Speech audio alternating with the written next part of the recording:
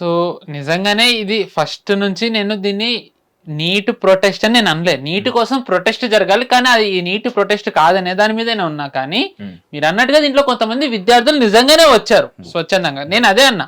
But ఈ organisers కానీ majority వాళ్ళు ఎవరైతే ఉంటారో they were never students, it was never about NEET అని అన్నా. సో ఈ పార్లమెంట్ ప్రొటెస్ట్ ఐ థింక్ జరిగినప్పుడు that was the first time అసలు మన నీట్ జంతర్ మంతర్ ప్రొటెస్ట్ ఈ సిజేపీది అప్పుడు మనం స్టార్ట్ చేసాం.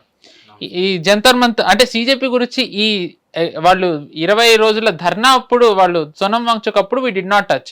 బట్ జంతర్ మంతర్ దానిప్పుడు చేసాం. అగైన్ మీరు అన్నారు పోలీసులు మరి ఎలా లాఠీ జులిపిస్తారు అది ఇది అంటే I said they were aggressive people, అక్కడ దే యాక్చువల్గా వాళ్ళు రెచ్చగొట్టారని. నా సీసీటీవీ ఫుటేజ్ కూడా చూపిస్తుంది దట్ ఫస్ట్ వాళ్ళే వైలెంట్ అయ్యారు, that led to this what ever happened. ఇప్పుడు ఢిల్లీ పోలీసులు మీరే ఫేషియల్ రికగ్నిషన్ స్కాన్ ఏదైతే చెప్పారో ఫేషియల్ రికగ్నిషన్ స్కాన్ ద్వారా జంతర్ మంతర్ నుంచి పార్లమెంట్కి వెళ్లే రోజున ఆ గుంపులో ఎవరైతే ఉన్నారో దాంట్లో 2873 మంది మీద క్రిమినల్ రికార్డ్స్ ఉన్నాయి. దాంట్లో 101 మంది మర్డర్ ఛార్జులు, 62 మంది accused of attempt to murder, 61 rape accused, 229 మంది ఆర్మ్స్ యాక్ట్ అఫెండర్స్, 67 మంది ఎన్డీపీఎస్ అక్యూజ్డ్, నియర్లీ 1000 మంది సీరియస్ క్రిమినల్ యాంటిసిడెంట్స్ ఉన్న వాళ్ళు ఉన్నారు. సో ఇమాజిన్ ఇలాంటి ఒక ఉగ్రమూక గనక పార్లమెంట్లోకి ఆ రోజు వెళ్ళనిచ్చి ఉంటే ఏమై ఉండేదండి? ఆ జరిగే దారుణాలు కూడా అసలు మనం ఊహించలేం. వాళ్ళు బీజేపీ మీదే చేస్తారని అనుకోలేం. అంటే ఎవరైతే ప్రో మోదీ గారి వర్గం ఉందో వేరే వాళ్ళని చేసి అది ఇటువైపు తోసే ప్రక్రియ కూడా జరగచ్చు, ఏదన్నా జరుగుండొచ్చు ఆ రోజు. చెడు చేతిలో రాయి అనేది ఎప్పటికైనా ప్రమాదకరమే. ఎగ్జాక్ట్లీ, గుంపులో ఏమన్నా జరగచ్చు కాబట్టి గుంపు అనేది లైక్ యూనో ఏమంటారు ఒక బ్లాక్ హోల్ లాగా అన్ని అందులో కలిసిపోతాయి అనుకుని చాలా మంది అనుకున్నారు. ఓకే, మొత్తానికి వాళ్ళని ఇప్పుడు ఒక్కొక్కరుగా టెక్నాలజీని వాడి బయటకు తీస్తున్నారు. సో వీళ్ళ ప్రొటెస్ట్ ఫస్ట్ అంతా ఏమన్నారు, మొత్తం ఎవరి మీద కేసు ఉండకూడదు, ఎవరి మీద ఉండకూడదు అని అన్న సిజేపీ సౌరవ్ దాస్ కానివ్వండి, ఆశుతోష్ రాంక వాళ్ళే ఒప్పుకున్నారు ప్రెస్ మీట్ లో. కొన్ని యాంటీ సోషల్ ఎలిమెంట్స్ చేరారు, we will not support them అని ఆబ్వియస్లీ వాళ్ళు అన్నారు. దాని తర్వాత నిన్న మళ్ళీ అంటారు ఎవరి మీద కేసులు ఉండకూడదని. ఎందుకు? వాళ్ళు 25th తర్వాత 5 స్టార్ హోటల్లో పార్టీ చేసుకుంటూ ఉండేసరికి జనాలు వాళ్ళని అనడం మొదలు పెట్టారు, మేమందరం అక్కడ కష్టపడుతుంటే మీరు ఎలా చేసుకుంటారని. దాని తర్వాత వీళ్ళు కపిల్ సిబల్ని కలిశారు, ఇవన్నీ చేయకూడదన్నారు, అది ఇది. కానీ కోర్టుకి వెళ్ళిన తర్వాత కోర్టు కూడా క్లియర్ గా చెప్పింది స్టూడెంట్స్ మీద అబ్సల్యూట్లీ నాట్. కానీ ఎవరి మీద అయితే ఆల్రెడీ కేసెస్ ఉన్నాయో వాళ్ళలో ఒక్కళ్ళని కూడా వదలొద్దని కోర్టే క్లియర్ గా చెప్పింది. Fair decision. సో ఏంటంటే ఇట్ వాజ్ దీంట్లో ఖచ్చితంగా ఇన్ఫిల్ట్రేట్ అయ్యింది నిజానికి ఈ యాంటీ సోషల్ ఎలిమెంట్స్ కాదు, అనుకోకుండా వచ్చింది స్టూడెంట్స్. ఎందుకంటే నిజానికి ఇప్పుడు ఇది ఏదైతే విజయం అని అంటున్నారో, to be honest what did they achieve? Dharmender, నేను ఫస్ట్ నుంచి అంటే రాజీనామా సమాధానం కాదు అని. ధర్మేందర్ ఎందుకు అంటున్నానంటే ఇప్పుడు వాళ్ళు ఏం సాధించారని, ధర్మేంద్ర ప్రధాన్ రాజీనామా చేసిన తర్వాత ప్రహ్లాద్ జోషి గారు వచ్చారు మినిస్టర్గా, ఎడ్యుకేషన్ మినిస్టర్గా. ఆయన ట్వీట్ మీడియాతో సంభాషించినప్పుడు ధర్మేంద్ర ప్రధాన్ గారు విద్యాశాఖ మంత్రిగా ఎంతో ఆయన చాలా అభివృద్ధి చేశారు, నేను తర్వాత వచ్చిన వాడిగా ఆయన ఏవైతే చేశారో దాన్ని నేను ముందరికి తీసుకెళ్తా అన్నారు. సో అంటే ఏం మారింది? మనిషి మారాడు తప్ప ఆయన ఏవైతే వ్యవస్థలో మార్పులు చేస్తున్నారో దాన్నే ముందరికి తీసుకెళ్తున్నారు ఈయన. సో ఏం అచీవ్ చేశారు వాళ్ళు? ఇప్పుడు అంటున్నారు విపక్షంలో ఉన్న వాళ్ళందరూ రాజీనామా ద్వారా ఏమొరిగింది అని. ఇదే రాజీనామా ద్వారా ఏమొరిగింది అంటే రాహుల్ గాంధీ ఇంటి ముందు వెళ్ళి కూర్చున్నది ఏంటి, ధర్మేంద్ర ప్రధాన్ రాజీనామా చేయాలని. కేజ్రీవాల్ అయితే ఏకంగా రాజీనామా చేసేసి సోనం వాంగ్చుక్ ని చేయాలని అన్నారు. ఈ రోజు సోనం వాంగ్చుక్ ని తిడుతున్నారు వీళ్ళు. ఈ రోజు సోనం వాంగ్చుక్ ని తిడుతున్నారు. ఈ రోజు ఏం మారింది, ఒక ఆర్ఎస్ఎస్ అతని చేతి నుంచి ఇంకో ఆర్ఎస్ఎస్ అతని చేతికి వెళ్ళింది కదా అని. ప్రాబ్లం ఏంది? ఆర్ఎస్ఎస్ వాళ్ళకి వెళ్తే తప్పు ఏముందండి? నాకు అర్థం కావట్లే.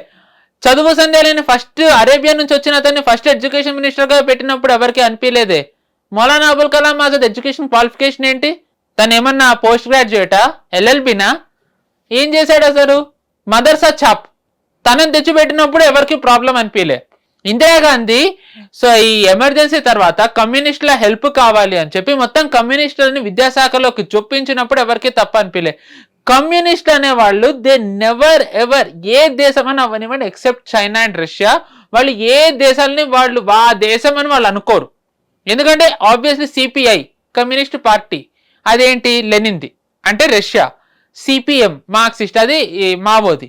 అంటే వాళ్ళ ఎలిజియన్స్ అనేది అయితే ఆ రెండు దేశాల్లో ఒక దేశానికి ఉంటుంది తప్ప ఇక్కడ దానికి ఎందుకు ఉంటుంది? సో వాళ్ళు ఏం ఆలోచించినా ఆ దేశం హితం పెట్టుకుని ఇక్కడ ఆలోచిస్తారు. అందుకే మనకి గాల్వాన్ అయిన తర్వాత కమ్యూనిస్టులు రోడ్డు మీద ధర్నా చేశారు ఆపాలి అని. 1962 యుద్ధం అవుతుంటే బ్లడ్ బ్యాంక్ కి తీసుకెళ్లే బ్లడ్ ని పలగొట్టేశారు కమ్యూనిస్టులు. సో అలాంటి దాని నుంచి ఇప్పుడు మెల్లగా ఆర్ఎస్ఎస్ లోకి వస్తే ప్రాబ్లం ఏంటి అంటే ఏ ధర్మేంద్ర ప్రధాన్ అయితే వీళ్ళు తీయించాలి, ధర్మేంద్ర ప్రధాన్ రాజీనామా చేయాలని ఎందుకన్నారు? నీట్ పరీక్ష విఫలమైందని కదా? కాదు, సారీ, నేను ఏదైతే అన్నానో అదే నిజం. వీళ్ళే ఇప్పుడు ఒప్పుకున్నారు ఆర్ఎస్ఎస్ అది. ఎందుకు అంటే ధర్మేంద్ర ప్రధాన్ గారు ఏవైతే మన రాటన్ ఎడ్యుకేషన్ సిస్టమ్ లో చెత్త ఉందో చెత్త నిన్న సరిచేస్తున్నారు. ముఘల్స్ గురించి తగ్గించారు. మన రాజులు, హిందూ రాజులు, ఈ దేశపు రాజులు సిలబస్ లో వాళ్ళని పెట్టారు. ఎమర్జెన్సీని యాడ్ చేశారు.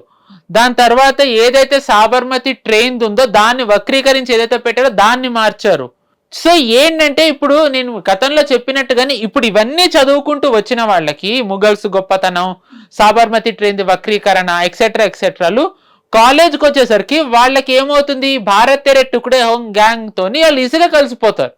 ఆబ్వియస్లీ వాళ్ళు అటువైపు వెళ్తే ఇంకా వాళ్ళు ఏముంది డప్లీ కొట్టుకుంటూ వాళ్ళు తిరుగుతారు.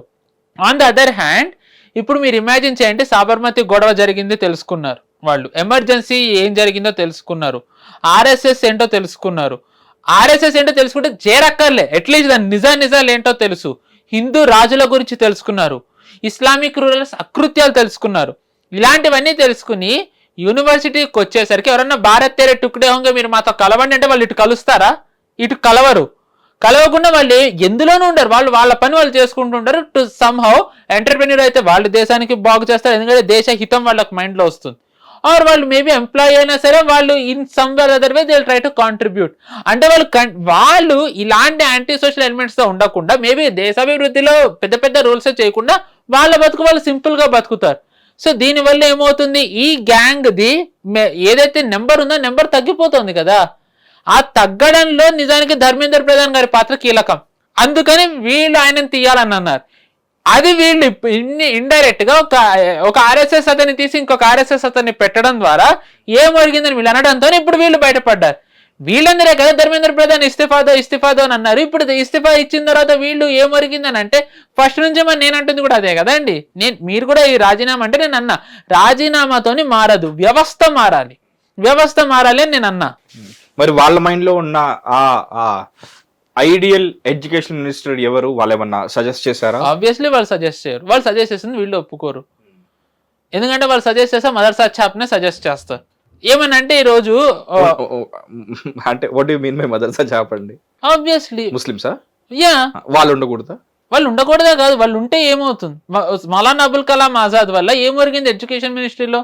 నిజంగా మౌలానా అబుల్ కలాం ఆజాద్ ఇప్పుడు మనం ఎడ్యుకేషన్ అనేసరికి ఇప్పుడు ఏమంటాం? హార్వర్డ్, కొలంబియా, లేకపోతే స్టాన్ఫర్డ్, ఎక్సెట్రా ఎక్సెట్రా ఎక్సెట్రా. అక్కడికి ఎందుకు వెళ్తున్నారు జనాలు? ఇక్కడ వ్యవస్థ బాలేకే కదా. అమెరికా నుంచి ఉన్నతను చైనాకి వెళ్ళి చదువుకోవాలనుకుంటాడా? అనుకోడు కదా. అమెరికా నుంచి ఉన్నతను ఫ్రాన్స్కి వెళ్ళి చదువుకోవాలని, ఆస్ట్రేలియా, ఎక్కడికి వలసలు ఉండేటప్పుడు మన దేశం నుంచి ఎందుకుంటారు? అంటే మన వ్యవస్థ బాలేదు. సో ఇలాంటి వాళ్ళని పెట్టి వ్యవస్థ బాగుండాలి అంటే ఎందుకు బాగుంటుంది? సో ఒక ముస్లింని పెడితే అంటే ఒక కొటేషన్ ఉంటుంది. నేను ముస్లిం ని పెట్టడం నేను అనట్లేదు, మదర్సా ఛాప్ అని అంటున్నా. మదర్సా ఛాప్, ఓకే. ముస్లిం ఉండడంలో నాకు ఏం ఇష్యూ లేదు. దాని మీదుగానే నేను క్వశ్చన్ అడుగుతానండి. అది ఉంటుంది కదండి, వేటగాడు రాసిందే చరిత్ర అని చెప్పేసి, సింహాలు రాసుకున్నంత వరకు వేటగాడు రాసిందే చరిత్ర అన్నట్టు. సో ఎవరి చేతిలో అధికారం ఉంటే వాళ్ళు వాళ్ళ హిస్టరీని గ్లోరిఫై చేస్తున్నారు అనే ఉద్దేశంతో లేదు. సో ఇప్పుడు అతను వస్తే వాళ్ళ హిస్టరీని గ్లోరిఫై చేస్తున్నారు అని చెప్పేసి మనం అంటున్నాం. మన వాళ్ళు వస్తే, మన వాళ్ళ ఇన్ ద సెన్స్ లైక్ ఒక ఆర్ఎస్ఎస్ నుంచి ఇంకొకరు వస్తే మళ్ళీ వీళ్ళ హిస్టరీని గ్లోరిఫై చేస్తున్నారు అని చెప్పేసి మనం అనుకుంటున్నాం. బట్ నేను 10th క్లాస్, ఇప్పుడు నేను సడన్గా నా ఏజ్ తగ్గించుకొని నేను 9th 10th క్లాస్కి వెళ్ళిపోతానండి. Telugu, Hindi, English, maths, science, social. మనం ఎందుకు హిస్టరీ మీదే పడ్డాము? మిగతా సబ్జెక్ట్స్ కూడా ఉన్నాయి కదా, వాటి మీద కూడా అందులో కూడా రీఫార్మ్స్ తీసుకురావాల్సిన అవసరం ఉంది కదా. అంటే విద్యా వ్యవస్థని విద్యా వ్యవస్థలో ఉన్న రీఫార్మ్స్ ని ఒక హిస్టరీ నుంచే, అంటే దాని నుంచే ఇన్ఫాక్ట్ హిస్టరీలో ఎంతమంది చదువుకొని ఎన్ని మార్క్స్ సంపాదిస్తారో నాకే తెలియదు కానీ, అండ్ అది ఎంతమందికి ఒక కొత్త ఉపాధి కల్పిస్తుంది, అండ్ ఆర్కియాలజీ వైపు ఎంతమంది వెళ్తారో నాకు తెలియదు కానీ, technology is also very much important. And China గురించి మనం మాట్లాడుకున్నాం, జపాన్ గురించి మాట్లాడుకున్నాం, లేకపోతే కొరియా గురించి, వీటి గురించి మనం చాలా తైవాన్ గురించి చాలా మాట్లాడుకుంటాం. సో వాట్ డ్రైవ్స్ అంతే, ఇప్పుడు సెమీ కండక్టర్స్ గురించి మనం చాలా గొప్పగా చెప్పుకుంటాం. Technology is something like which drives one nation కొంచెం ముందుకు తీసుకెళ్తున్నారు కదా. అందులో ఎందుకు రీఫార్మ్స్ ఎవరు చేయలేదు, వాళ్ళు చేసిన వాటి గురించి ఎందుకు మాట్లాడుకోము, అలా చేసిన వాళ్ళ గురించి మాత్రం గుర్తుపెట్టుకుంటాం. అబ్దుల్ కలాం గారు కానీ, ఇప్పుడు మనం ఇస్రో సైంటిస్ట్ గురించి వన్ ఆఫ్ ది చైర్మన్ ఇప్పుడు ఎవరైతే ఉన్నారో ఈ 5 మంది, సోమనాథ్ గారు, సారీ ఆయన పేరు నాకు వెంటనే నాకు స్ట్రైక్ అవ్వలేదు. ఇటువైపు ఎందుకు రీఫార్మ్స్ ఎవరు చేయలేదు, చేసిన వాళ్ళని ఒక్కరిని నేను కూడా చూడలేదు. But we only talk about హిస్టరీలో, లైక్ ఇందాక మీరు చెప్పినట్టు ఆఖరికి కొత్తగా సినిమా ప్యారడైస్ అనే సినిమా వస్తుంది, కాకుల గురించి ఎవరు చరిత్ర రాయలేదు అని చెప్పేసి అంటుంటారు. సో తమ చరిత్రను గ్లోరిఫై చేసే ప్రాసెస్ లో ఓన్లీ హిస్టరీ మీద ఎందుకు పడుతున్నారు, not maths, not science, not some other language, why? దీనికి 2 ఆన్సర్స్ ఉన్నాయండి. ఫస్ట్ థింగ్, ఇప్పుడు జస్ట్ ఇమాజిన్ ఇజ్రాయెల్లో మీరు ఒక నాజీని ఎడ్యుకేషన్ మినిస్టర్ గా పెట్టి ఆ నాజీ ఆ బుక్ లో ఇజ్రాయెల్లో ఆ జ్యూస్ ని హోలోకాస్ట్ లోకి పంపించడం ఇట్ ఈస్ జస్టిఫైడ్. మీరు ఇమాజిన్ చేయగలరా? Can you imagine? చైనాలో మా కమ్యూనిస్ట్ కాకుండా నాన్ కమ్యూనిస్ట్ పెట్టి, అసలు ఉండరు బట్ స్టిల్, అంటే ఈ ఎవరైతే కుమింగ్టాంగ్ ఈ పార్టీ వాళ్ళు వెళ్ళిపోయారో అలాంటి వాళ్ళని ఒకళ్ళని పెట్టి why communism is a disease అనేది మీరు ఇమాజిన్ చేయగలరా? మీరు అంటే is it possible? In the same way ఇప్పుడు మీరు మన ఎడ్యుకేషన్ సిస్టమ్ లో మనకి ఎంతసేపు ఫారినర్స్ ని గ్లోరిఫై చేశారు. మన అని అంటే what I mean to say is మన రాజుల్ని చెప్పడం. ఈ రోజు సాబర్మతి ట్రైన్ ది, నేను సాబర్మతి అని కావాలని ఎందుకంటే that was when the main incident happened. Godhra కాదు, సాబర్మతి దాని తరువాత జరిగింది గోద్రా. సాబర్మతి దాంట్లో కూడా ఎందుకు కరసేవకులు మెజారిటీ ఉన్న ట్రైన్ బోగి మాత్రమే ఎందుకు దహనమైంది, ఎందుకు బయట నుంచి ఆ ట్రైన్ లాక్ అయి ఉంది? ఇది లేకుండా గోద్రా అని అనడంతో జనాలు గోద్రాది ఒక్కడే తెలుసుకున్నారు, కానీ దానికి ముందు జరిగే సాబర్మతి ఎంతమందికి గుర్తుంది? ఇది ఎందుకు జరిగింది? ఎందుకంటే మన మైండ్ లో అలా ఇంజెక్ట్ చేశారు కాబట్టి. సో ఇది మారాలి కదా, నిజమేంటో తెలియాలి. If A Hindu rural is bad, అది అలాగే తెలియాలి. సో ఎడ్యుకేషన్ ముఖ్య ఉద్దేశం ఇంజెక్ట్ చేసి ఒక ఐడియాలజీ వైపు డ్రైవ్ చేయడమే అయితే, లైక్ ఏ గవర్నమెంట్ లో ఉన్న వాళ్ళు, అంటే ప్రతి గవర్నమెంట్ లో ఉన్న వాళ్ళు ఈ సబ్జెక్ట్స్ ని డిసైడ్ చేసి అందులో సిలబస్ ని డిసైడ్ చేస్తే ఎవ్రీ గవర్నమెంట్ ఈస్ లైక్ అందరూ క్రిమినల్సే కదండి మరి. ఎందుకంటే injection and driving towards one direction అనేది, అంటే ఆర్జీవి గారు మాట అంటారు, మనకి ఇప్పుడు కావాల్సింది లెర్నింగ్ కాదు అర్న్ లెర్నింగ్ అని. న్యూట్రల్ గా ఉన్న కంట్రీస్ కానీ వాళ్ళ సిలబస్ కానీ ఏదైనా ఉందా? ఇప్పుడు మీరే అన్నారు హాలోకాస్ట్ లో వీళ్ళని పంపించడం అనేది వాళ్ళు జస్టిఫై చేస్తూ వాళ్ళు రాసుకున్నారు అని చెప్పేసి. ఇప్పుడు ఒక టెర్రరిస్ట్ కూడా నేను చేసేదే గొప్ప విషయం, నేను చేసేది కరెక్టే, నేను చేసే ఈ మానడకాండే కరెక్ట్ నా అంటే అంటారు కదా, లైక్ నా వరకు నేను గొప్ప, నా వరకు నేను మంచి అన్నట్టు. సో ఎవరికి వాళ్ళు లైక్ నేను చేసేది మంచి అని చెప్పేసి జస్టిఫై చేస్తూ ఇంజెక్ట్ చేస్తూ ఉంటే ఈ అన్లెర్నింగ్ ప్రాసెస్ నేర్పించాల్సింది ఎవరు? ప్రతి గవర్నమెంట్ పైన రెస్పాన్సిబిలిటీ ఉంటుంది కదా. కరెక్ట్. ఇప్పుడు ఈ ప్రభుత్వం వక్రీకరించి ఏదైనా చెప్తే ఆబ్వియస్ గా దాన్ని వ్యతిరేకిస్తారు కదా ఎవరైనా, ఖచ్చితంగా సాక్ష్యాలు చూపిస్తారు. ఇప్పుడు ఎమర్జెన్సీది పెట్టారు, ఎమర్జెన్సీ దాంట్లో ఏం అబద్ధం చెప్పారో బుక్ లో తీయండి. ఒకవేళ అబద్ధం అయితే కనుక కోర్టుకి వెళ్ళి దాన్ని తీయించవచ్చు. సాబర్మతి దాని విషయంలో ఏం అబద్ధం చెప్పారు అది చెప్పండి, కోర్టుకి వెళ్ళి తీయండి, కోర్టుకి వెళ్ళండి తీయించండి. ఆర్ఎస్ఎస్ మోహన్ దాస్ కరమ్చంద్ గాంధీ హత్యలో భాగం అని అంటారు, అది నిజమా? నిజం కాదు కదా. కానీ ఇదే గవర్నమెంట్, కాంగ్రెస్ గవర్నమెంట్ పాకిస్తాన్ లోని హిందువులను కాపాడడానికి ఆర్ఎస్ఎస్ ని అక్కడికి వెళ్ళాలన్నది. ఈ డాక్యుమెంట్ కూడా సగం మందికి తెలియదు. పాకిస్తాన్ లో ఉన్న హిందువులను కాపాడడానికి ఆర్ఎస్ఎస్ హెల్ప్ అడిగింది. మరి అప్పుడు ఆర్ఎస్ఎస్ మంచిది ఎలా అయిందండి? రెండు ఒకటే ప్రభుత్వం రెండు చేసింది. సో మంచైనా చెడైనా ఉన్నది ఉన్నట్టుగా చెప్పినట్టయితే అది లెర్నింగ్ అవుతుంది, అన్లెర్నింగ్ అవుతుంది. నేను ఢంకా కొట్టి చెప్తాను, ఇప్పటి వరకు ఏ విద్యా వ్యవస్థ కూడా ఇలాంటి న్యూట్రల్ది లేదు. నెంబర్ 1 ఈ కంట్రీలోను. కంట్రీ అనేది ఐ డోంట్ నో, ఎందుకంటే నేను విదేశాల్లో చదువుకోలే. నేను ఇప్పుడు ఎడ్యుకేషన్ పరంగా ఆబ్వియస్లీ యుఎస్ వరల్డ్ వార్ 2 ని జస్టిఫై చేసుకుంటూనే చెప్తుంది. వరల్డ్ వార్ 2 జస్టిఫై చేసుకుంటుంది. దాని తర్వాత ఆబ్వియస్లీ యుఎస్ జపాన్ ని వసాలుగా చేసుకుంది కాబట్టి వాళ్ళు జపాన్ అట్రాసిటీస్ ని వాళ్ళు నెగిటివ్ గా చెప్తారు. But history is always written by winners అండి. స్టాలిన్ అనేవాడు, స్టాలిన్ అనే అతను బ్రూటల్ రూలర్, ఒక డిక్టేటర్, జనాలను చంపిన నరరూప రాక్షసుడు.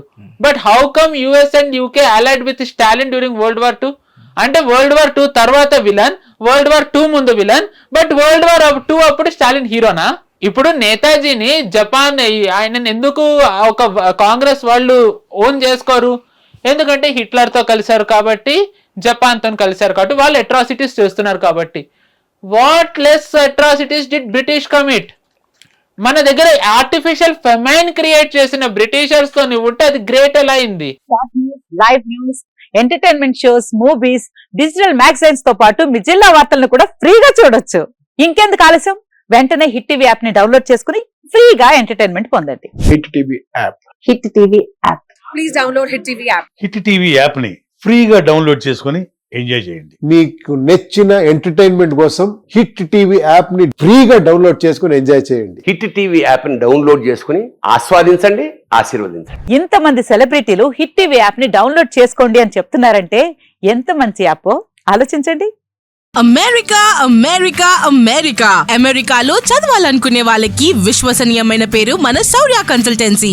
UK లో 1 year masters, UK లో 1 year masters, 2 years work permit up to 5 years visa. Contact Saurya Consultancy. Contact 89851 89851.